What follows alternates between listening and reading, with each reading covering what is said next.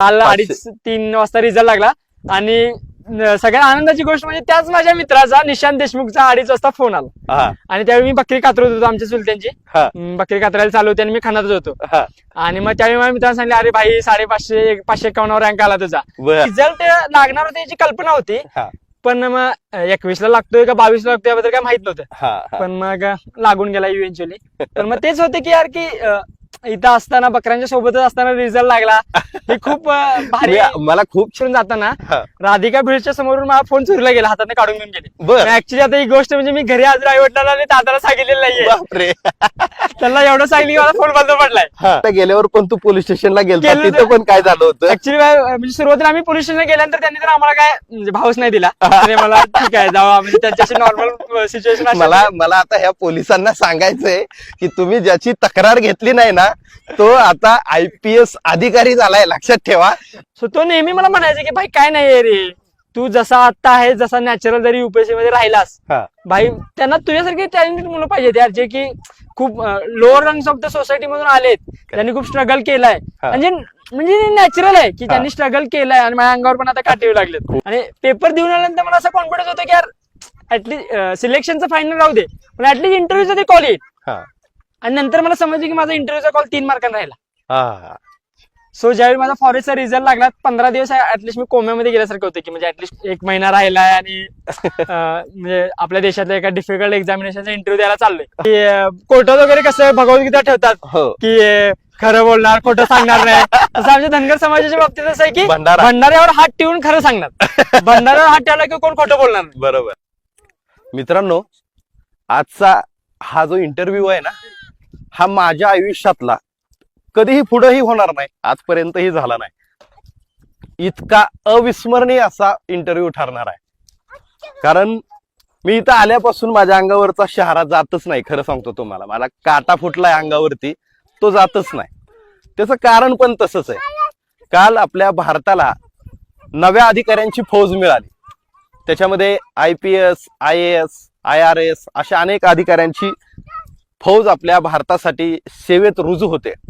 त्याच्यामध्ये IPS म्हणून जे तरुण अधिकारी या देशाला मिळालेले आहेत त्याच्यामध्ये कोल्हापूर जिल्ह्यातलं कागल तालुक्यातील यमगे गाव या गावातील बिरदेव सिद्धप्पा ढोणे या तरुणानं जे कमाल केली ना तुम्ही विचारांच्या पलीकडे निकाल लागलाय. बिरदेवला शुभेच्छांचा पाऊस शुभेच्छांचा वर्षाव होतोय. आणि बिरदेव कुठे आहे माहित आहे तुम्हाला? बिरदेव आहे त्याच्या मामांबरोबर या मेंढ्यांच्या वाडग्यावर कर्नाटकमध्ये बेळगाव जवळ असलेल्या त्या माळरानावरती सध्या बिरदेव आपल्या बरोबर आहे. सुरुवातीला बिरदेव तुझं खूप खूप खूप अभिनंदन. आणि सुरुवातीला मी माफी मागतो कारण आज मी तुला इंटरव्ह्यू घेताना तुझं किंवा एकेरी भाषा वापरणार आहे तर त्याबद्दल सुरुवातीला कारण उद्याचा म्हणजे खरं तर तू आज अधिकारी आहेस आणि तू IPS अधिकारी आहे म्हणजे काहीच कल्पना करवत नाहीये. तुम्ही विचार करा आपला एखाद्या IPS IAS अधिकाऱ्याकडे बघण्याचा दृष्टिकोन काय असतो. आपण त्याच्याकडे ज्यावेळेस बघतो त्यावेळेस एक कुठलं तरी मोठ्या कुटुंबातला त्याची एंट्री होणार ती एखाद्या 4 व्हीलर मधून अगदी हाय पाय गाडीतून अशा पद्धतीचं हे सगळं वातावरण असताना बिरदेवला ज्यावेळेस मी सकाळी फोन केला की बिरदेव मला तुम्हाला भेटायचंय त्यावेळेस त्यांनी मला सांगितलं की सर मी आता माझ्या मामांबरोबर मेंढ्यांकडे आहे. मला शॉक बसला. मी रात्री मुंबईवरून आलो होतो तरी सुद्धा मी ठरवलं जिथं बिरदेव असेल तिथं आपल्याला जायचं. बारामतीचे डॉक्टर चोपडे यांचा मुलगा प्रांजल आहे ते पण अधिकारी आहेत त्यांच्याकडून मला नंबर मिळाला आणि मी बारामतीहून परत थेट निघालो कर्नाटकमध्ये पोहोचलो आणि बिरदेव यांच्याशी आपली भेट झाली. मला हे सगळं ज्यावेळेस मी इथं आलो त्यावेळेस मला सगळं हे आश्चर्य वाटत होतं. बिरदेव आताही मेंढ्यांच्या मागं आहे. मला हा प्रवास नंतर जाणून घ्यायचा बिरदेव. मला तुमच्याकडून सुरुवातीपासून तुमचा बालपणाचा काळ तुमच्या वडिलांचा काळ हा सगळा जाणून घ्यायचा आहे. काय तुमचं बालपण कसं राहिलं तुमची घरची आर्थिक परिस्थिती कशी राहिली? ऍक्च्युली माझे वडील आर्मीसाठी ट्राय करायचे म्हणजे आर्मीमध्ये शिपाई म्हणून भरती व्हायसाठी माझे वडील ट्राय करायचे पण मग वडिलांनी ट्राय केलं पण नंतर एज बार झाले बर. त्यांच्या सोबतचे मित्र भरती झाले पण वडील एजबार झाले. बर पण मग आजोबा म्हणाले की बस झाला आता, झालं तुमचं आता, जेवढं ट्राय करायचं होतं तेवढं ट्राय केला. हा. पण मग आता तुम्ही चला बकरी राखायला. बर मग पप्पा शिकले त्यावेळी 10वी पास झाले होते पप्पा. बर. अरे वा. अच्छा. मग पप्पा बकरी राखायला आले, म्हणजे आजोबा बकरी राखायला घेऊन आले. मग आजोबांची बहीण हा. म्हणजे मामांची आमची आई, हा सो मग सोबतच बकरी असायची त्यांची. हा हा. मग आम्ही लहान असायला म्हणजे पहिली दुसरी मला वाटतं शाळेलाच गेलो नसेल मी मोस्टली. बर गेलो तरी म्हणजे थोडंफार गेलो तर ठीक, नाही गेलो तर ठीक, की गावाकडे त्यावेळी एवढं काही सिरियसनेस नसायचं नाही, म्हणजे की अगदी खरं. ठीक आहे म्हणजे काय शिक्षक मग काय विचारायचे नाहीत आणि ठीक आहे मग मोस्टली बकऱ्यातच असायचो. बर पण मग मला वाटतं की त्यानंतर एक 6वी 7वी पर्यंत आम्ही मोस्टली सुट्ट्यांना वगैरे 2 महिने वगैरे आलो तर बकऱ्यातच असायचो. बर. आणि मग त्यानंतर मात्र बकऱ्यात यायचं मात्र प्रमाण कमी होत गेलं. जसं अभ्यासाची काठीण्यता वाढत गेली हा. तसं आमचं बकऱ्यात यायचं थोडंफार कमी झालं. बरोबर. पण मग ज्यावेळी 8वी मध्ये NMMS ला माझं सिलेक्शन झालं, बर. पण त्याच्या आधीची एक कल्पना आहे की 5वी मध्ये NMMS ला आपलं नवोदयला सिलेक्ट व्हायचं हा. खूप अशी मनात इच्छा होती माझ्या. बर. आणि माझ्या गावातले 2 विद्यार्थी पण झाले होते. हा पण मग ते खूप दुःख मनाशी होते की यार की म्हणजे मी वर्गात थोडं त्यावरच 1-2 नंबर मध्ये यायचो बर. गावामध्ये हा. आणि मला सिलेक्शन झालं नाही. हा. इतकं वाईट वाटलं की यार की म्हणजे त्यावेळी खूप रडलो मी ऍक्च्युली. हा. आणि माझ्या शिक्षकांना असं वाटत होतं की यार ह्याचं होऊन जाईल. हा. म्हणजे मला सांगलीमधून भाव मारला होता पण माझं झालं नाही. पण मग ते एक मनाशी खूप खेद होता की यार माझं झालं नाही सिलेक्शन. हा. सो मग ती म्हणजे कुठेतरी भरीव काढायसाठी हा. 8वी मध्ये NMMS मध्ये माझं सिलेक्शन झालं. बर. मग त्यावेळी म्हणजे असं वाटलं की यार म्हणजे काहीतरी थोडंफार आपण प्रयत्न केले तर मग होत आहे. हा. आणि पण NMMS ला बसण्यामागचा मेन हेतू होता की पैसे मिळणार होते. हा. म्हणजे ऍक्च्युली की वर्षाला Scholarship. वर्षाला 6,000 मिळून 4 वर्ष 24,000 मिळणार होते. अरे वा. ते एक खूप महत्वाचा मेन हेतू होता. हा. पण मग सुरुवातीला माझे आई वडील बकरीच राखायचे. बर. पण जसं आम्ही शिकू लागलो आणि शैक्षणिक मध्ये थोडी चांगली प्रगती करू लागलो, मग तसे आमचे शिक्षक वगैरे वडिलांसारखे शाळेकडे बोलावं लागले बर. की पोरगं तुमचं जरा हुशार आहे, जरा लक्ष द्यायला लागते तुम्हाला, बाकीच्या पोरांच्या नादाला बिदाला लागलं तर जरासं बिघडू शकते. हा. मग पप्पानी काय नाही आमचं ठरवलं आणि बकरी मामांच्यात घातली आमच्या. हा. आणि आई आणि बाबा दोघं पण गावाकडे शिफ्ट झाले 8वीला वगैरे 7वी 8वीला बर. वगैरे. अच्छा. मग त्यानंतर मग एक एकर शेती वगैरे आहे आमची. हा. मग आई वगैरे रोजंदारी कामाला वगैरे जायची शेतात वगैरे बर. दुसऱ्याच्या, हा. आणि वडील मग शेती वगैरे करायचे. हा. पण मग त्यानंतर मग 8वी नंतर 8वी 9वी 10वी माझं गावाचं शिक्षण झालं जय महाराष्ट्र विद्यालय MG मध्ये. बर. आणि प्राथमिक शिक्षण पण जिल्हा परिषदच्या शाळेमध्ये झालं 7वी पर्यंत. अच्छा. त्यानंतर 10वी मध्ये मग 96% पडले मला. बर. आणि मग आतापर्यंत म्हणजे की मला त्यावेळी 10वीला 96% पडल्यानंतर राजेंद्र तरडांचे पण लेटर आले होते. बर. त्यावेळी ते आय थिंक शिक्षण मंत्री वगैरे काहीतरी होते. शिक्षण मंत्री. हा. सो मग ते आमच्या गावातल्या मुख्याध्यापकांना खूपच भारी वाटलं की यार म्हणजे आतापर्यंत कोणती कधी शिक्षण- शाळेला मिळालं नव्हतं की शिक्षण मंत्र्यांचं कधी काय लेटर येते का काय हा, म्हणते हा, हा. मग ते शाळेत अजून आमच्या फाईलला मला ओरिजिनल पण नाही दिलं त्यांनी. बर. त्यांनी मला त्याची कलर कॉपी दिली की असं ते शाळेच्या रेकॉर्डला म्हणून. हा, हा. आणि मग ते झालं माझ्यासाठी खूप चांगलं होतं. हा. पण मग ज्युनियर कॉलेजला ऍडमिशन कुठे घ्यायचं म्हणजे सत्कार वगैरे भरपूर झाले माझे 11वी म्हणजे काय बाबा धनगराचा मुलगा इतके चांगले पर्सेंटेज वगैरे मिळाले. हा. पण एका अडचणीत असलेल्या व्यक्तीला सत्काराची म्हणजे सत्काराची अपेक्षा नसते ना त्यावेळी की बाबा मदतीचे 2 हात पुढे येतील कुणाची तर 100. अशी अपेक्षा असते. खरंय. पण इतके भरपूर सत्कार झाले पण कुणीच का फक्त आश्वासने झाले, आश्वासने हा, हा, हा. पाण्याप्रमाणे ते निघून गेले. बरोबर. पण मग त्यानंतर रविराई चॅरिटेबल ट्रस्ट म्हणून एक आहे उजळाईवाडी कोल्हापूरची, बर. त्यांनी मला 11-12ला दत्तक घेतलं. बर. आणि त्याचसोबत कोण ट्रस्टचे अध्यक्ष होते? ट्रस्टचे अध्यक्ष आय थिंक त्यांचं नाव मला आठवत ठीक नाही. आहे. हा, पण हा. बर. त्यांनी दत्तक घेतलं. त्यांनी हा. मला 11-12 दत्तक घेतलं. हा. दरवर्षी 2 कपड्याचे जोड, हा. पुस्तक, वह्या आणि हा. शाळेची काय असेल ती फी कॉलेजची. बर. आणि त्याचसोबत MSCBचे त्यावेळी मला वाटतं एक्झिक्युटिव्ह इंजिनियर होते हा. राजेंद्र हजारे म्हणून. बर. आणि सबऑर्डिनेट इंजिनियर्स असोसिएशन म्हणून कोल्हापूर ताराबाई पार्क मध्ये त्यांची असोसिएशन आहे. हा. तर त्या असोसिएशन थ्रू मला त्यांनी 11वी आणि 12वीला पण हेल्प केली. बर. आणि त्या राजेंद्र हजारे सरांनी स्वतःवर रिस्क घेऊन स्वतः ऍज अ गॅरेंटर बनले माझ्यासाठी की एज्युकेशन लोन साठी. बर. आणि मग 12वी झाली माझी राजेंद्र हजारे. हा. बर. आणि 12वीची माझी बोर्डची एक्झाम झाली. हा. आणि मला ऍक्च्युली CET ची प्रिपरेशन करायची होती. हा. पण काही गंध वगैरे नव्हता मला. बर. म्हणजे प्रिपरेशन करायचं होतं पण मग हा. करायचंय तर मग करायचं कसं याचं काही माहित नव्हतं. बरोबर. सो तो मी गंध सोडून ठेवला आणि 11-12ला शिवराज विद्यालय ज्युनियर कॉलेज मुरगुड मध्ये, बर. जे माझ्या गावापासून 3-4 किलोमीटर होतं. हा. रोज सायकलनं वगैरे जायचं मी. बर.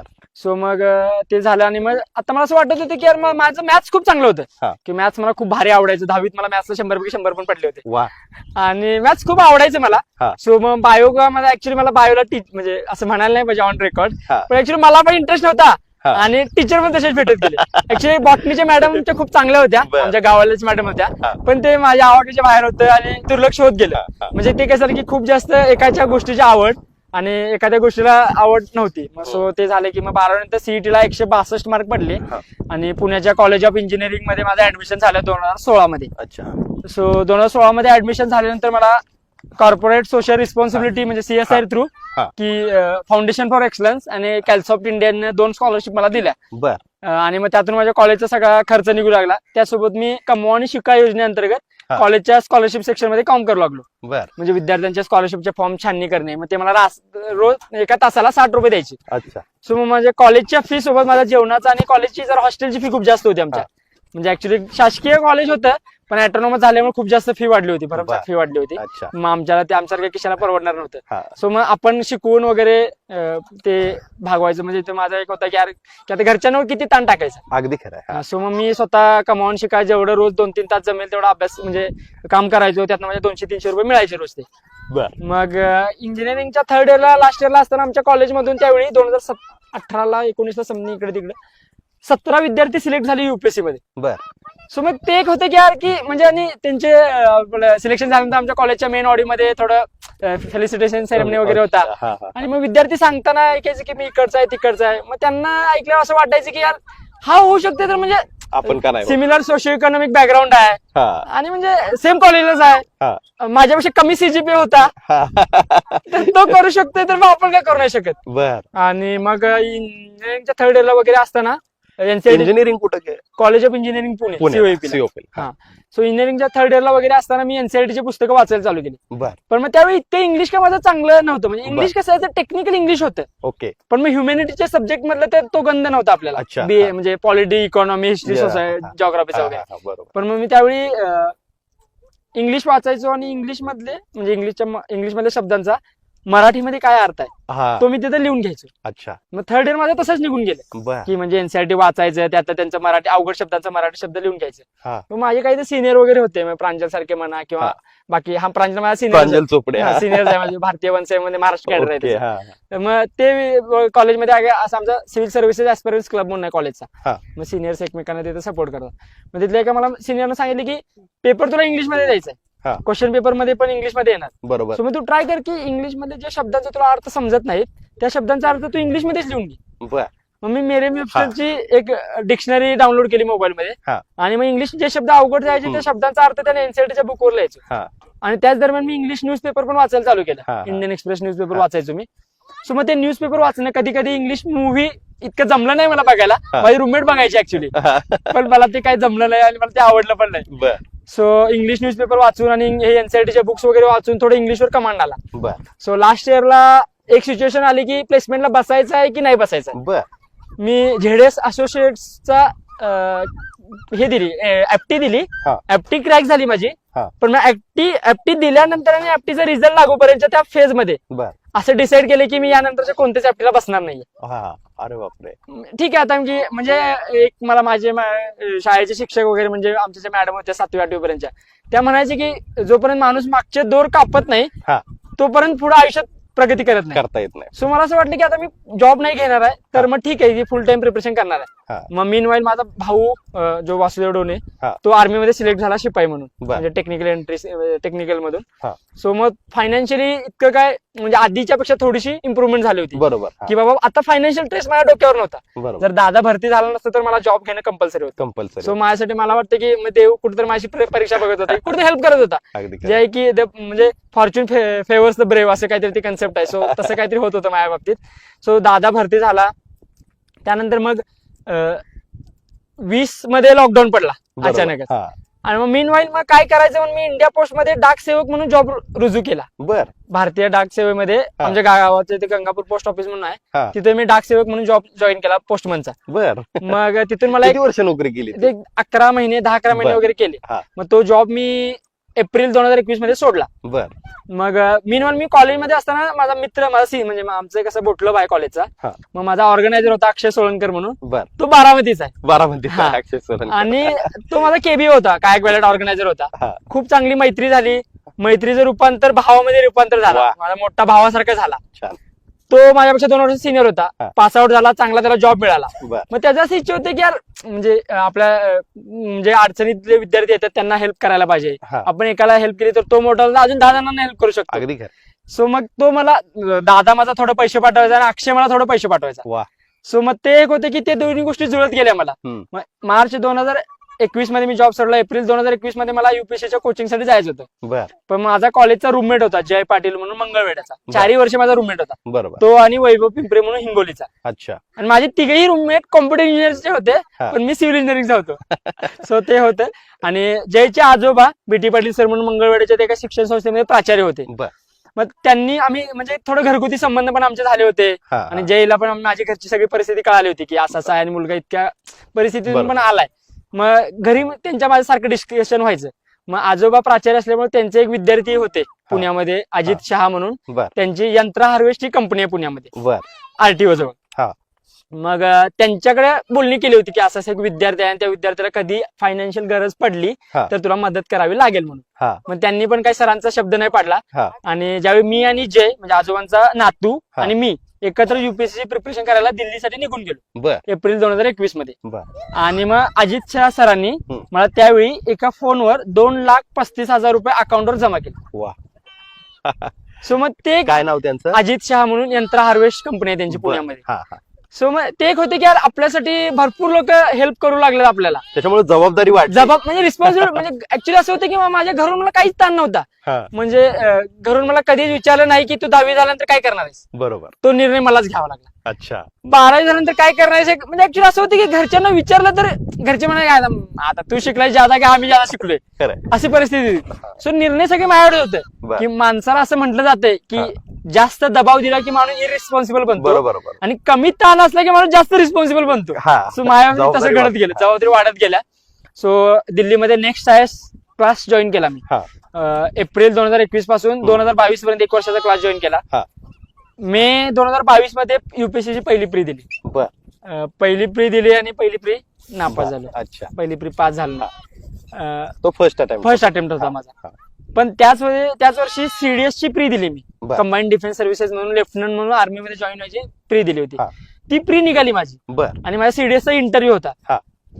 पण मग त्याच दरम्यान 2023 मध्ये मी दिल्ली सोडलं कारण दिल्लीत राहण्याचा खर्च खूप जास्त होता आणि तो माझ्या खिशाला परवडण्याजोगा नव्हता. बरोबर. आणि दादाला पण पेमेंट किती असणार आहे, शिपाई म्हणून आर्मीत काय तुम्हाला माहिती आहे कशी कंडिशन आहे, ती पण खूप चांगली कंडिशन नाही आहे इंडियन आर्मीतल्या शिपाईंची. सो दादा मला थोडं पैसे पाठवतात. सो दादाचं पण म्हणणं होतं की आता झालाय क्लास वगैरे पण दिल्लीमध्ये राहून काय करायचं आता. आणि सगळ्यात वर्स्ट थिंग दिल्ली बाबतीत हे आहे की वातावरण इतकं खराब आहे की भाई नाहीच मॅनेज करू शकत.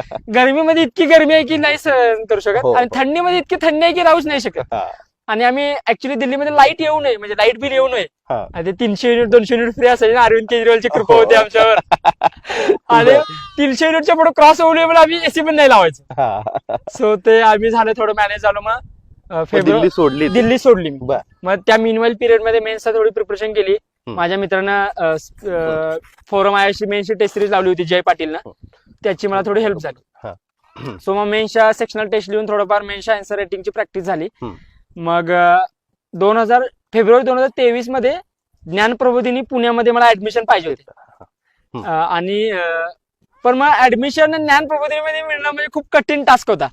आणि तिथली ऍडमिशनची प्रोसेस तिथले विवेक कुलकर्णी सर आणि सविता कुलकर्णी मॅडम ते 2 जण बघतात. आणि म्हणजे असं आहे की त्यांचं स्वतः ते इंटरव्ह्यू घेतात विद्यार्थ्याचा. म्हणजे स्टडी रूमला ऍडमिशन देण्याची त्यांची अनोखी प्रोसेस आहे. त्यांना एखादा विद्यार्थी पटला तरच ऍडमिशन देणार.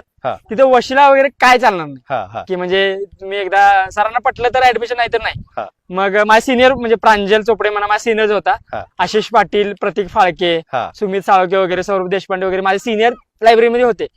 सो माझं असं म्हणणं होतं की आता सिनियर आहेत.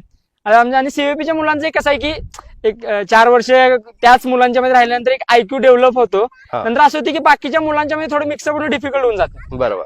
मग थोडं वाटलं की यार सिनियर आहे थोडं मार्गदर्शन पण करतील. प्रांजलला सांगितलं की यार थोडं तू बोल सरांशी. मग प्रांजल सरांशी बोलला थोडं विवेक कुलकर्णी सरांशी. आणि मग सरांनी भेटायला मला बोलवलं. मग माझं प्रीचं वगैरे मार्क प्रोबेबल त्यावेळी रिझल्ट लागला नव्हता कारण युपीएससी असं आहे की प्री आता दिली की पुढच्या वर्षी रिझल्ट लागतो. मग सरांनी मला विचारलं, मग सरांनी मला ऍडमिशन दिलं. ऍडमिशन दिल्यावर मला खूप भारी वाटलं कारण सगळे मला विचारायचे की भाई तुझी प्री वगैरे क्लिअर नाही झाली तरी सरांनी तुला कसं काय ऍडमिशन दिलं. मग मला ऍक्च्युअली त्यावेळी काहीच कळलं नाही. मग मी सर्वांना म्हणायचे काय माहित राव कसं काय ऍडमिशन दिलं मला, सरांनी काय माझ्यात बघितलं काय माहित नव्हतं. सो 2000 मग माझा सीडीएसची जी मी प्री दिली होती त्याचा इंटरव्ह्यू माझा एप्रिल 2023 मध्ये होता. आणि माझी युपीएससीची प्री मे 2023 मध्ये होती. बर. म्हणजे मला थोडं कन्फ्युजन क्रिएट झालं की यार काय करायला पाहिजे, काय नाही करायला पाहिजे, जायला पाहिजे, नाही जायला पाहिजे. हो हो हो. कारण इंटरव्ह्यू, एसएसबीचा इंटरव्ह्यू म्हणजे मुलं त्यासाठी आयुष्य वाया घालवतात. बरोबर. आणि माझ्या हाताची संधी आलेली आणि मला संभ्रम होता की जायचंय की नाही जायचं. हा. मग मी आमच्या त्या सविता कुलकर्णी मॅडम होत्या, त्यांना म्हणजे आम्ही त्यांना ताई म्हणतो हा. आवडीने. आणि मग ताईंना वगैरे भेटायला गेलो की त्या सायकोलॉजीमध्ये त्यांची पीएचडी आहे. बर. मग त्यांना भेटायला गेलो आणि माझी सगळी परिस्थिती सांगितली की असं झालंय असं झालंय. मग ताईंनी मला त्यावेळी सांगितलं की मला आता ह्या सिच्युएशनला असं दिसतंय की तुझी युपीएससीची प्री निघते. वा. सो तू डिसाईड कर की जायचं की नाही जायचं. बर. कारण तू गेलास तर तुझे ते जायचे यायचे 2-4 दिवस, जर स्क्रीनिंग झालास तर ते पुढचे 5 दिवस, 10 दिवस गेले. आणि तो क्रिटिकल पिरियड होता. एप्रिलच्या एंड मध्ये माझा इंटरव्ह्यू आला होता. सो म्हणजे हा निर्णय म्हणजे तुझ्या आयुष्यातला सगळ्यात मोठा निर्णय. सगळ्यात मोठा निर्णय होता.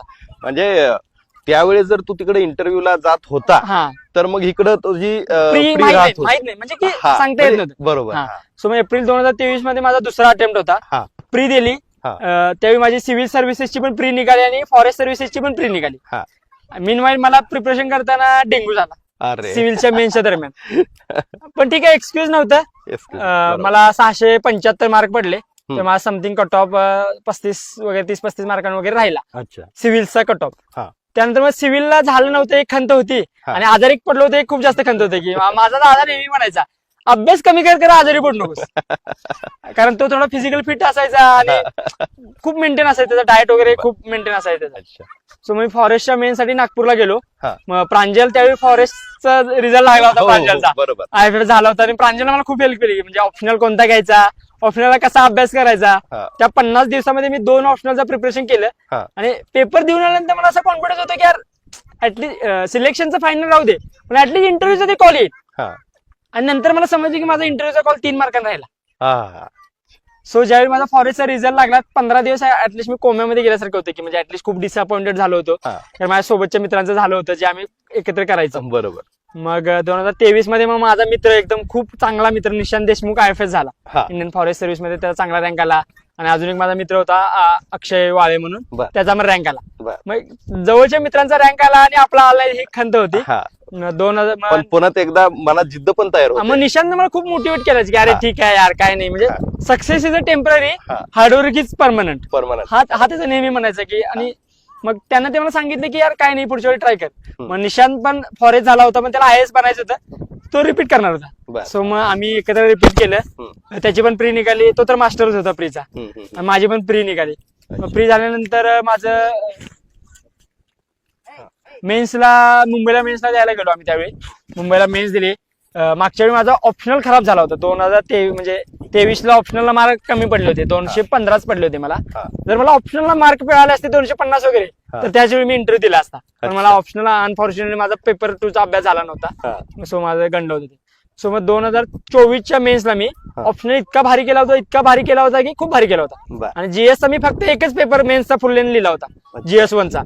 त्यानंतर मी कोणते जीएसचे पेपर लिहिले नव्हते, पण ऑप्शनलचे मी 9 पैकी 7 वगैरे पेपर लिहिले होते. कारण ऑप्शनल मध्ये थोडंसं मला की बॅकफुटवर आहे असं वाटत होतं. पण अनफॉर्च्युनेटली असं झालं की जीएसचे पेपर माझे सगळे कव्हर झाले, एसए पण ठीकठाक गेला होता. पेपर 1 ऑप्शनलचा पण चांगला गेला होता, जो की माझा स्ट्रॉंग पॉईंट होता. त्यावेळी मला 2023च्या मेन्सला पण चांगले मार्क पडले होते. मग मला असं वाटत होतं की त्या मार्कांमध्ये अजून एक 10-15 मार्कांची वाढ होऊन जाईल, म्हणजे तो 150-160 पर्यंत जाईल. पण पेपर 2 इतका रॅन्डम निघाला की खूपच अवघड निघाला. पेपर देऊन मला असं झालं की अरे भाई साहेब काय इतका अभ्यास केला आणि दरवेळी स्ट्रेट फॉरवर्ड पेपर असायचा आणि आता खूपच रॅन्डम पेपर झाला. मग मला ते खूप वाईट वाटलं. मीनवाईल माझा सीएपीएफचा प्री निघाली, माझी सीएपीएफची म्हणजे त्यांची प्री आणि मेन्स एकाच दिवशी असते. मग आता रिझल्ट अनफॉर्च्युनेटली माझी फॉरेस्टची प्री निघाली नव्हती. मग आता काय करायचं म्हणून मी सीएपीएफच्या फिजिकलची तयारी चालू केली. सीएपीएफच्या फिजिकल पण क्लिअर झालं, मेडिकल क्लिअर झालं. आणि सीएपीएफचा पण माझा आता पुढच्या मे महिन्यामध्ये इंटरव्ह्यू आहे युपीएससीचा, त्या असिस्टंट कमांडंटसाठी. आणि मग समथिंग 20 डिसेंबरला वगैरे युपीएससीचा निकाल लागला.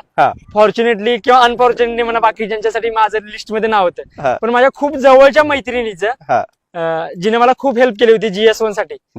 आणि ती इतकं होतं की तिला बोर झाली की ती पेपर लिहायची. अरे म्हणजे कोमल फडतरे म्हणून ती पण बारामतीची आहे. होय का? हा, म्हणजे इतका कोइन्सिडेंट आहे की सगळे बारामतीचे मित्र निघू लागले. आणि पहिला इंटरव्ह्यू सुद्धा हा. बारामतीच्याच पत्रकाराला होय. देतो.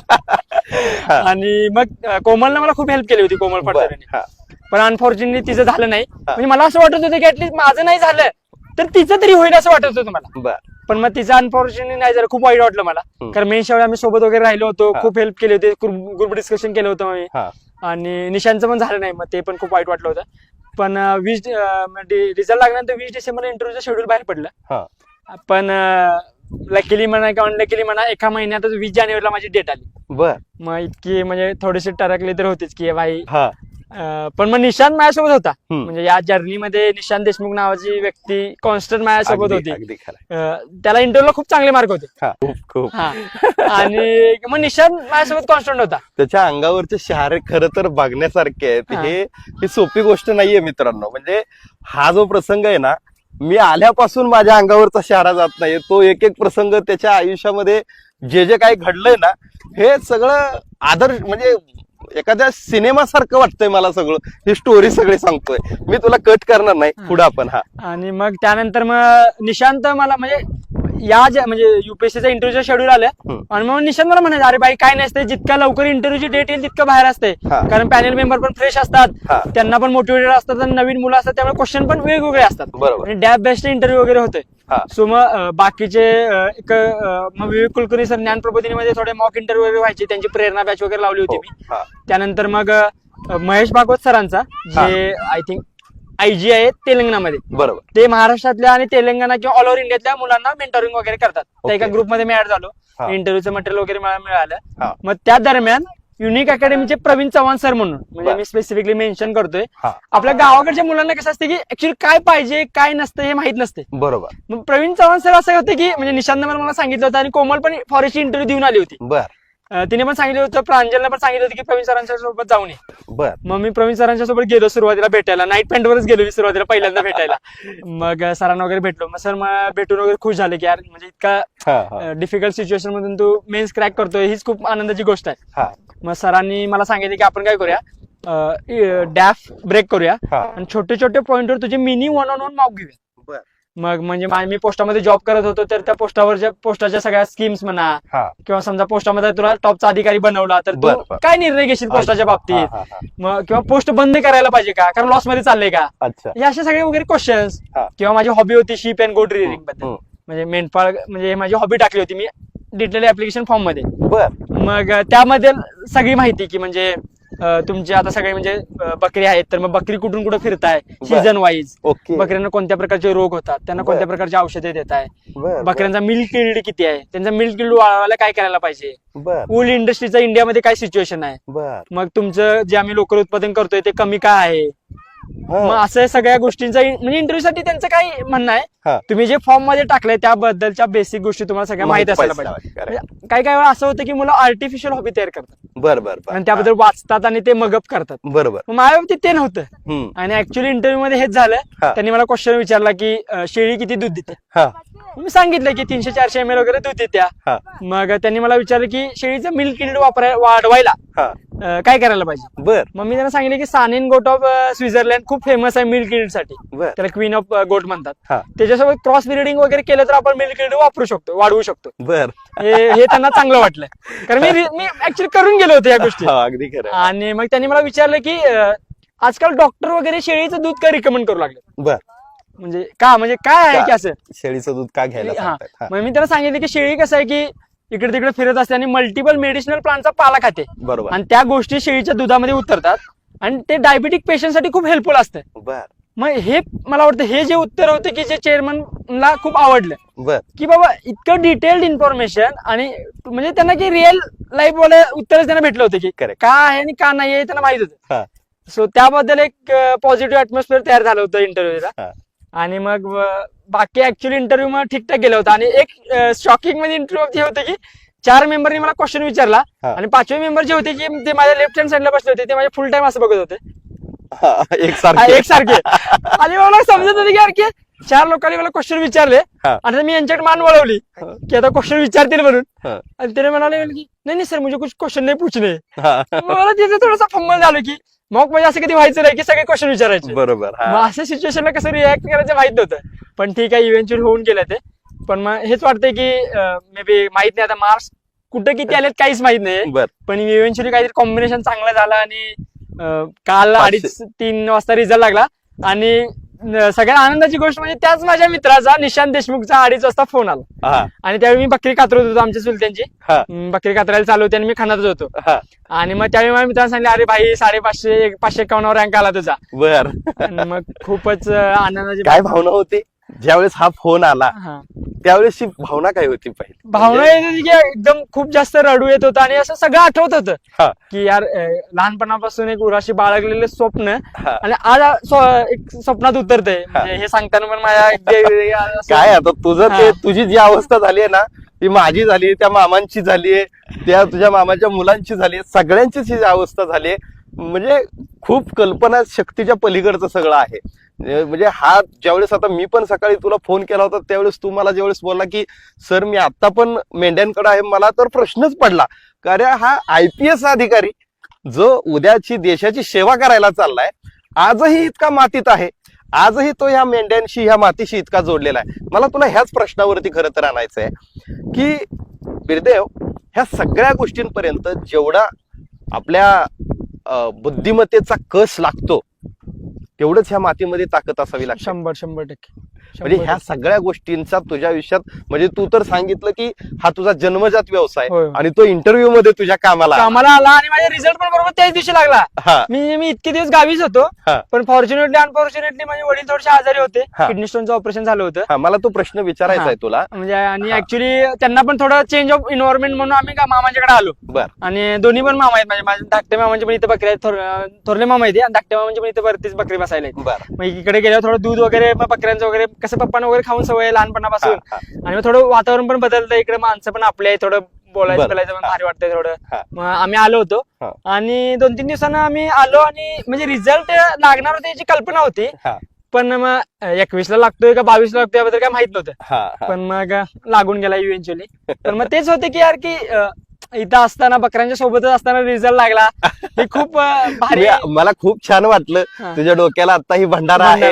मला वाटतं रिझल्ट लागल्यानंतर पाया पडून आलास की रोजच भंडारा असतो? आमचा कसं आहे, मामांचा मुलगा किंवा मामा पण आमचे थोडे पुजारी आहेत, सो मग भंडारा नेहमीच कपाळाला असतोच. म्हणजे गावात वगैरे गेलो की मी पूजा वगैरे संध्याकाळी चालू असते 7-8 वाजता, देवळात घंटा वगैरे वाजायला चालू की जाऊन देवाला वगैरे पाया पडून येतोच, भंडारा लावतोच आमच्या इथे. म्हणजे ते आहे ना की कोर्टात वगैरे कसं भगवद्गीता ठेवतात की खरं बोलणार खोटं सांगणार नाही, तसं आमच्या धनगर समाजाच्या बाबतीत असं आहे की भंडाऱ्यावर हात ठेवून खरं सांगणार, भंडाऱ्यावर हात ठेवला की कोण खोटं बोलणार. बरोबर. मग हे एक होतं की आणि तेच की म्हणजे यातून सांगायचा उद्देश हाच की माणसाने कितीही मोठे जरी झालं तर आपल्या परिस्थितीची जाणीव असल्या पाहिजे आणि मातीचे जे आपलं जे नातं आहे ते नेहमी कायम राखलं पाहिजे.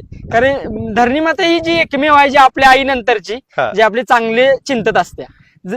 काय आता ह्या शब्दांना म्हणजे कुठे ते शब्द आहेत की अगदी एखाद्या म्हणजे कुठल्याच माझ्या आजपर्यंतच्या कोशातलं मी सुरुवातीलाच सांगितलं की माझ्या आयुष्यातला हा सगळ्यात शेवटचा असा इंटरव्ह्यू असेल की माझ्याच लक्षात राहणार आहे की म्हणजे तुझ्या डोळ्यातलं पाणी तर मी खरं सांगू का तुला, मी ज्यावेळेस तुला पाहिलं ना मैदानात, ज्यावेळेस तू मला घ्यायला आला होता, मला गाडीतच गहिवरून आलं की मी आज अशा व्यक्तीला भेटतोय की ज्याच्याकडून ह्या देशातली ह्या महाराष्ट्रातली हजारो मुलं त्याच्याकडून शिकणार आहेत, त्याच्याकडून म्हणजे काय म्हणतो इन्स्पायर होणार आहेत आणि पुढे जाणार आहेत.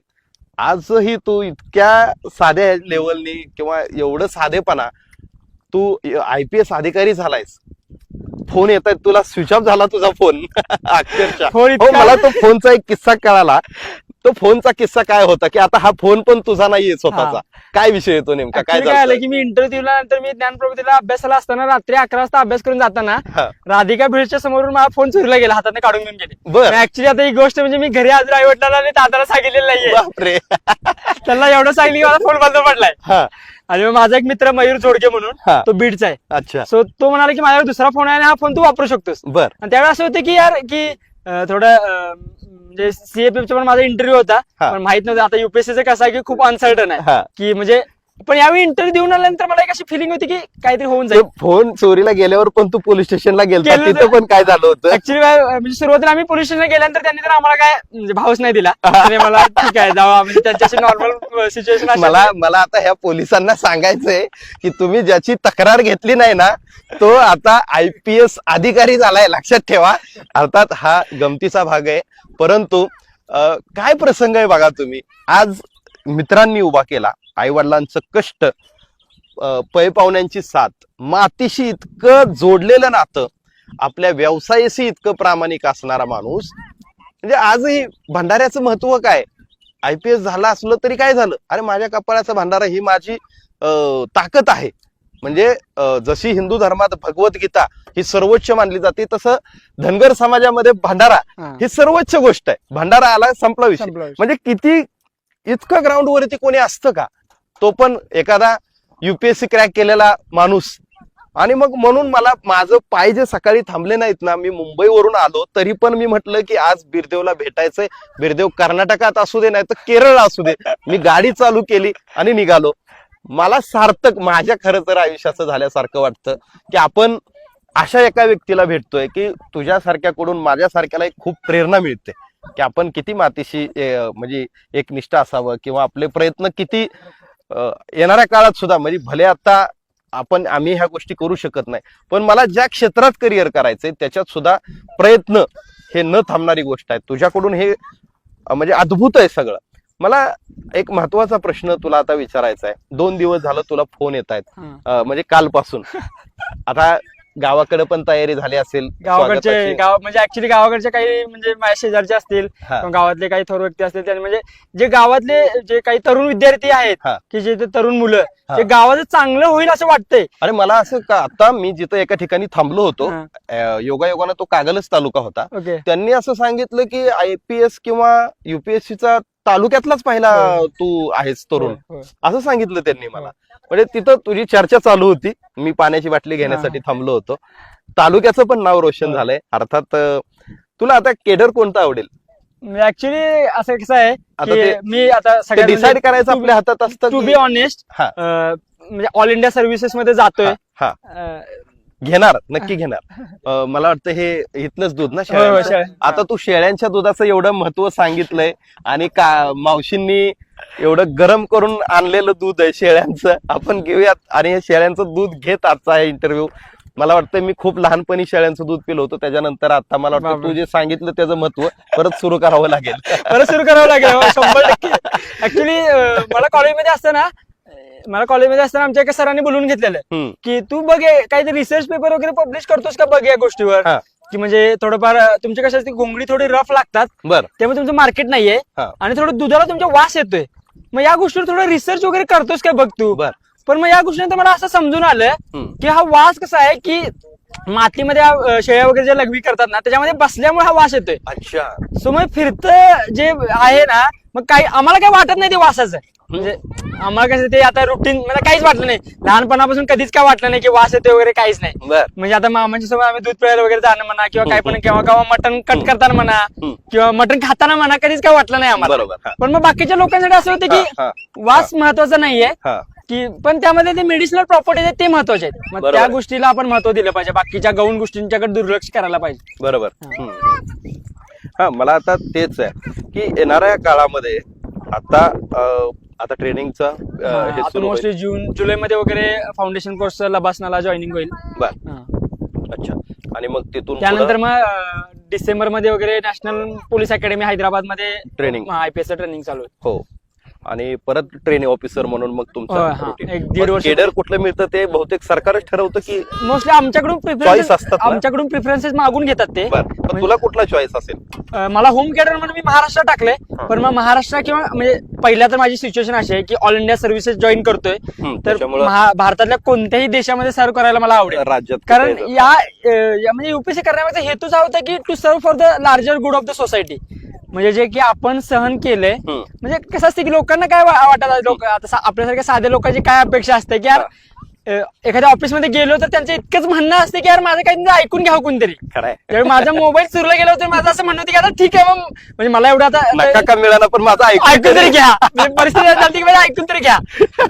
मग त्यानंतर पण मग दुसऱ्या दिवशी मात्र माझा मित्र होता मयूर जोडगेली, हा. इकडे तिकडे वगैरे त्याचे थोडे जरा कॉन्टॅक्ट पीआर रिलेशन जरा चांगले आहेत. हा. त्याने फोन करून वगैरे मग आम्हाला थोडंसं गेलं, मग आम्ही सरळ तिथे भेटलो, मग आम्ही थोडी दाद घेतली. हा. मग त्याने आमची FIR वगैरे जाणून घेतली, मग त्या पोर्टलवर वगैरे अपलोड केला, पण तो अजून काय भेटला नाही मोबाईल. पण ठीक आहे, त्यांची काही चुकी नाहीये, हा. कारण चोरट्यांनी काय केलं असेल काय माहित नाही त्याचं. हा. पण मग हेच आहे की म्हणजे शासकीय लोकांचं एवढंच म्हणणं असतंय की यार आम्हाला काहीतरी ऐकून घ्या, काहीतरी दाद द्या. हम्म. सो मग मी आयुष्यात मग देवाकडून हीच प्रार्थना करतो की जे ग्राउंड टू द सिच्युएशन म्हणजे आता मी राहतोय, हा. भविष्यात पण चांगली जे पद मिळाल्यानंतर पण याच प्रमाणे राहायला हीच देवानं मला संधी द्यावी, हीच मी देवाकडे अपेक्षा करतो. शेवटी काय ते आपल्या हातातच राहणार हा. आहे. पण आतापर्यंतच जे यश आहे ना बिरदेव, हे गगनाला गवसणी घालणं काय असतं हे मात्र तू दाखवून दिलंस. बरेचसे मित्र आहेत तुझे की जे आज तुला संपर्क करतायत. मला ह्या मित्रांनाही सांगायचं, अरे बिरदेवचा आहे ना मोबाईल झालाय स्विच ऑफ. म्हणजे आता योगायोगानं असं की माझ्याकडं हे होतं Power bank पॉवर वगैरे बँक होती, आता पॉवर बँक चार्जिंगला लावलाय. म्हणजे अशी परिस्थिती आता इथं बिरदेवचे इतके कॉल, मी सकाळपासून इथं आल्यानंतर मला ऍड्रेस सापडत नव्हता. आता इथं ह्या बेळगाव मध्ये आलो, माळ रानाचा परिसर, मी कसा तरी इथं पोचलो आणि बिरदेवचा मोबाईल स्विच ऑफ झाला. एवढी गंमत झाली. पण योगायोग होता की मी अतिशय मनापासून भेटायला आलो होतो. हेच म्हणजे आपली भेट झाली तर हेच होते की तुम्ही हा. खूप मनापासून भेटायला आला होता. आणि ही भेट म्हणजे तेच असते की म्हणजे आपण किती इंटेन्सिव्हली एखाद्या गोष्टीसाठी इच्छा करत असतोय, हा, म्हणजे correct. ती गोष्ट आपल्याला भेटत राहते. म्हणजे भेटत तुमच्या बाबतीत छोट्या क्षणासाठी काय असं ना, माझी भेट होणं हो. ही तुमची खूप बॉटम ऑफ द हार्ट पासून Yes, इच्छा होती. yes, अगदी किंवा correct. माझी इच्छा काय होती की बाई UPSC मध्ये मला सक्सेस मिळवायची आहे, ती माझी खूप बॉटम ऑफ द हार्ट पासून असं. इच्छा होती. मग ते असते ना की डेस्टिनी तुम्हाला ट्राय करत राहत्या हा. की तुम्हाला तुमच्या डेस्टिनी पर्यंत पोहोचायचं. सो मग त्याच गोष्टी असतात की काय मला तर खरं मला असं कधीच होत नाही की माझे इंटरव्ह्यू याच्या अगोदरच्या बऱ्याच वेळा माझे प्रश्न कधी थांबत नाही. बिरदेव, मी तुझ्या ह्या सगळ्या प्रवासापुढे ना मला अक्षरशः सुचत नाही की आता तुला काय विचारावं. म्हणजे काय तू किती ग्राउंडचा माणूस आहे, तुझी नॉलेज कॅपॅसिटी काय आहे, तुझी वैचारिक क्षमता काय आहे, ह्या सगळ्या ग्राउंडला धरून तू एवढ्या कुटुंबाशी आजही एवढं एकरूप आहेस. म्हणजे कसलाही त्याच्यात हे नाहीये. तुम्ही गंमत बघा, UPSCचा रिझल्ट झाला, आपण IPS अधिकारी झाल्याची खात्री झाल्यानंतर सुद्धा त्यानं वाडगं सोडलं नाहीये. अजून तो वाडग्यावर आहे. मी म्हटलं अजून किती दिवस. हा, मला तेच सांग ना, आता लोक तुला बोलवणार आहेत, सत्कार करायचा आहे, शुभेच्छा द्यायच्यात तुला, कधी लोकांसाठी उपलब्ध होणार ऍक्च्युअली आहे? तर जायचं तर होतं, पण मग गावातले थोडे जे ते तरुण की त्यांना असं वाटतं की गावातल्या काही विद्यार्थ्यांनी किंवा आजूबाजूच्या गावातल्या विद्यार्थ्यांनी तुझ्याकडून प्रेरणा हा. घेऊन परत अभ्यासाला चालू करावं. हा. सो मग तुझं जे सेलिब्रेशन आहे ते गावाचं सेलिब्रेशन बनवू दे थोडं. अर्थात. बाकीच्या त्या मुलांना पण तुझ्याकडून प्रेरणा होऊ दे. आणि माझा अभ्यास करण्यामागचा पण हेतू हाच होता. हा. म्हणजे मी संकुचित वृत्ती घेऊन अभ्यास चालू केला होता. म्हणजे टू बी ऑनेस्ट हा. की माझं असं होतं की ऍटलीस्ट मी थोडाफार सक्सेसफुल झालं तर माझ्या समाजातली थोडं माझी मुलं हा. जे अजून ज्यांना अजून शिक्षणाचा गंध पण नाहीये हा. ती मुलं माझ्याकडे बघून ऍटलीस्ट थोडंफार शिकतील तरी. पण माझा आता हे भेटल्यानंतर असं वाटतं की फक्त माझा समाजच नाहीये की जे मागासलेले सगळे जे विद्यार्थी आहेत, आदिवासी आहेत किंवा SC मधले लोक आहेत किंवा अजून मागासवर्गीय आहेत किंवा की जे मराठा समाजामधले किंवा जे ओपन कॅटेगरी मधले ते आर्थिकदृष्ट्या जे दुर्बल लोक आहेत हा. की जे की त्यांच्याकडे स्वप्न आहे पण बाकीचे सिच्युएशन त्यांना सपोर्ट करत नाही, रोखून ठेवतात. रोखून ठेवतात. त्यामुळे मला विद्यार्थ्यांना एवढं सांगायचं आहे की तुमचे जे प्रयत्न आहेत तेच तुम्हाला पुढे घेऊन जाणार आहे. अगदी खरं आहे. माझी पण परिस्थिती तुमच्यासारखीच होती. माझी परिस्थिती म्हणजे एका शब्दात काय आहे तर थांबायचं नाही. थांबायचं नाही रेगाड्या, थांबायचं नाही, अजिबात अजिबात थांबायचं थांबायचं. नाही. काय यार, हे सगळं स्वप्नवत असतंय ह्या सगळ्या गोष्टी.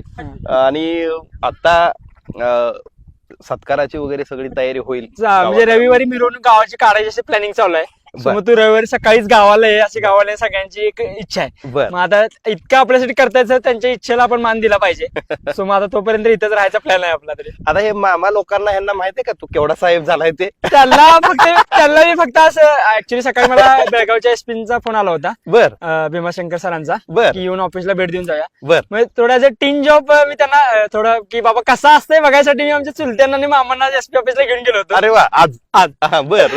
सोबत त्यांना दाखवली की अरे की कसं असते काय की अजून एक 3-4-5 वर्षानंतर आपल्याला कोणतरी एसपी झालं तर अशी सिच्युएशन असेल बाबा, हा. सांगून तरी दिलं. हा. त्यांना इतकं एवढं माहिती आहे की त्यांचा भाचा काहीतरी खूप मोठा अधिकारी झालाय, बर. पण किती मोठे म्हणजे त्यांनी रिस्पॉन्सिबिलिटी जबाबदारी असतात त्या अधिकाऱ्यांच्यावर हो, किंवा हो, हो. हे अजून कल्पना आलेली नाहीये मला असं अच्छा. वाटतंय. आता बेळगावचे एसपी ज्यांचा तुला फोन आला होता हा. त्यांना कसं समजलं की तू इथं आहेस ऍक्च्युली एका रिपोर्टरने त्यांना फोन केला होता, असा असा मुलगा आहे आणि बेळगाव मध्येच आहे आणि बकऱ्यांच्यात आहे, राहतोय अजून हा. आणि IPS भेटते त्याला. हा सो मग त्यांनी फोन केला हा. आणि सरांनी माझा ऍक्च्युली फोन घेतला. सरांनी मला पुस्तक गिफ्ट पण करून दिलं, वा. फोटो पण काढले माझ्यासोबत आणि सरांनी मला हे पण सांगितलं माझा नंबर आणि सेव्ह करून घ्या, तुझा पण नंबर दे मला.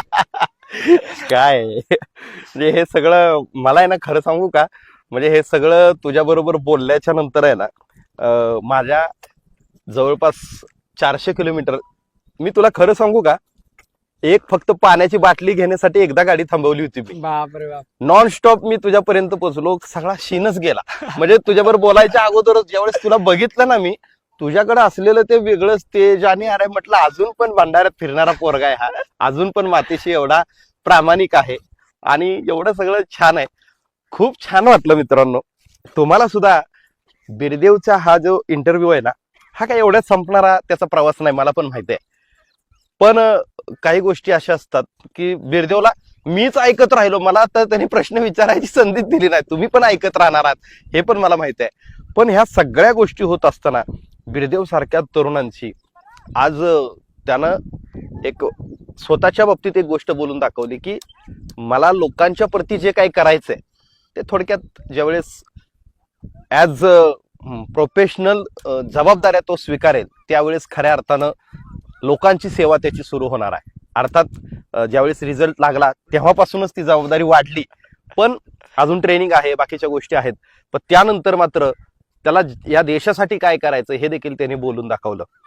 मित्रांनो, बिरदेव ढोणे याचा हा जो प्रवास आहे ना, हे तुम्हाला कसा वाटला हा जरूर नक्की तुम्ही कमेंट करून सांगणार आहात, त्याबद्दल अजिबात दुमत नाहीये. पण बिरदेव सारख्या किंवा आपण म्हणतो की बिरदेवनी सांगितलं, खरं आता मी त्याच्यात अधिकचं काही सांगणं गरजेचं नाही. जर तुमच्यामध्ये इच्छाशक्ती असेल ना तर तुम्हाला कोणीही थांबवू शकत नाही, फक्त तुमची कष्ट करण्याची तयारी असायला पाहिजे. बिरदेव म्हणतो थांबायचं नाही गाड्या, थांबायचं नाही. बिरदेव बद्दल नक्की कमेंट कराल, शुभेच्छा द्याल. आणि हो बिरदेव, सुरुवातीलाच मी पण सॉरी म्हणतो, कारण मी शोधत, तू तर बघितलं मी पण नाईट पॅन्ट वर आणि असाच होतो, कारण मी मुंबईवरून आलतो, चेंज केला आणि बसलो आणि ठरवलं म्हटलं जाऊयात. मी तुला एक फुल पण देऊ शकलो नाही, पण मी अंगत ते घड्याळ दे.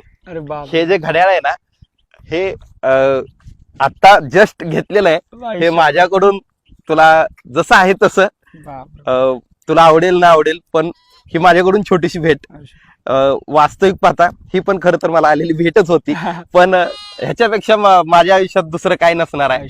पण हे माझ्याकडून एक छोटीशी भेट, म्हणजे हे 2च दिवस झालं घेतलेलं आहे, ती पण भेट आलेलं आहे.